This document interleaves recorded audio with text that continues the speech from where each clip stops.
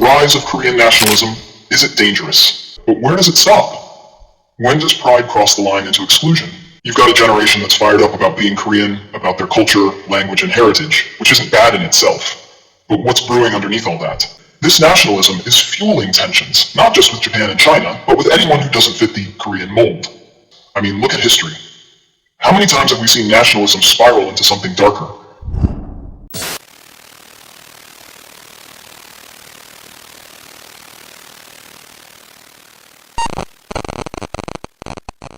So today's topic is a little different. This isn't me saying, hey, this is how everyone should think. It's more like me saying, this is how I see things, this is how I feel about it. So, yeah, take it or leave it. Hey guys, it's Medusix, your go-to online punch bag buddy, if you want to call me that. Glad you're here, honestly. You have impeccable taste in what you watch on YouTube, and we both know it. South Korea. What's the first thing that pops into your head when you hear that? Be honest. K-pop, right? Look, no hate. But I'm not a fan, though I'll admit there was this one BTS song like a million years ago. It was called... What was it? Blood Sugar Sweat?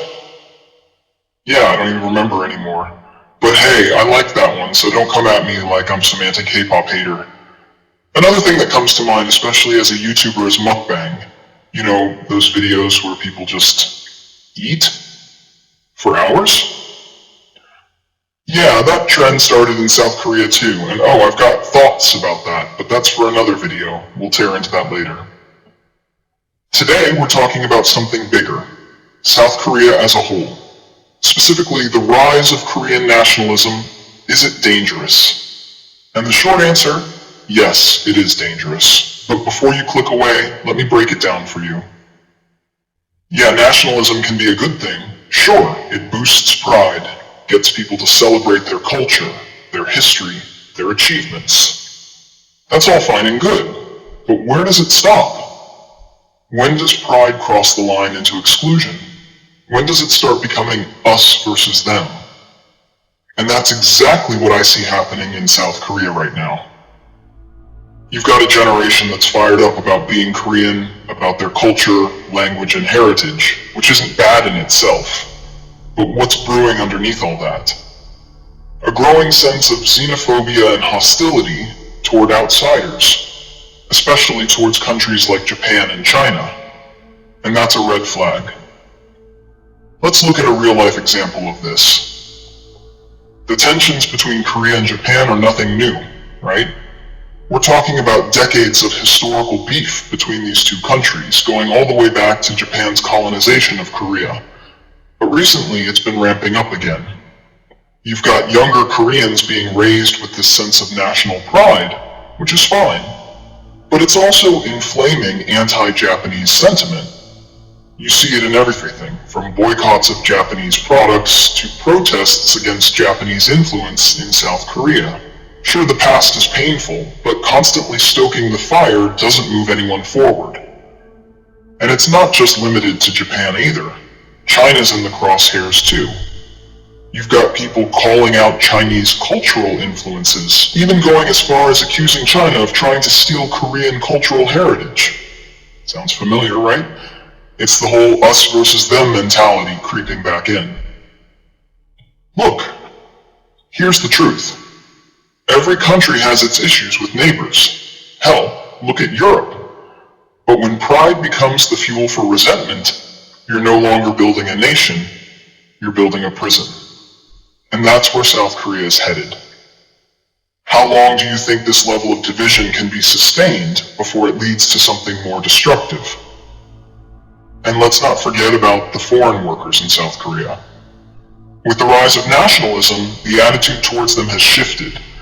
There's growing resentment against immigrants and foreign laborers, particularly from Southeast Asian countries. It's like, you're welcome to help build our economy, but don't expect to be treated as one of us. That's the kind of toxic thinking nationalism can breed. And it's getting ugly. The real kicker here? South Korea needs these workers. Their birth rate is tanking. and they're relying more and more on foreign labor to keep their economy moving. So how does that work? You rely on outsiders to keep your country afloat, yet treat them like second-class citizens. That's where this nationalism thing gets twisted. And it's not just workers. You see it with students too. Foreign students in South Korea face barriers all the time. Discrimination, isolation, and hostility. South Korea wants to be a global education hub, but at the same time, they're not ready to truly accept international students as part of their community. How is that sustainable? You might think, what's the big deal? It's just pride. But here's the thing. This nationalism is fueling tensions, not just with Japan and China, but with anyone who doesn't fit the Korean mold. It's becoming isolationism dressed up as patriotism. And I get it. South Korea's had a tough history. They went from being colonized to being war-torn to becoming one of the most advanced economies in the world. Of course, they're proud. But nationalism, unchecked, can turn ugly real fast.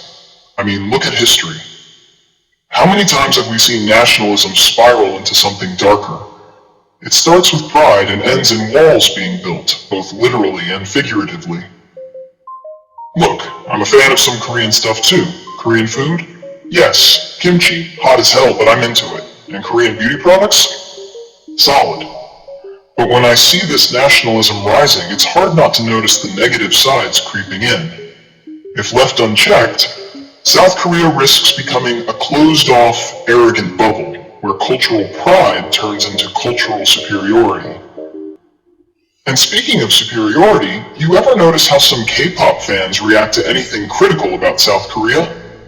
It's like if you don't worship the ground their idols walk on, suddenly you're a hater or jealous. That's the attitude I'm talking about. Pride is fine, but when it starts becoming, we're better than you, you've crossed into dangerous territory.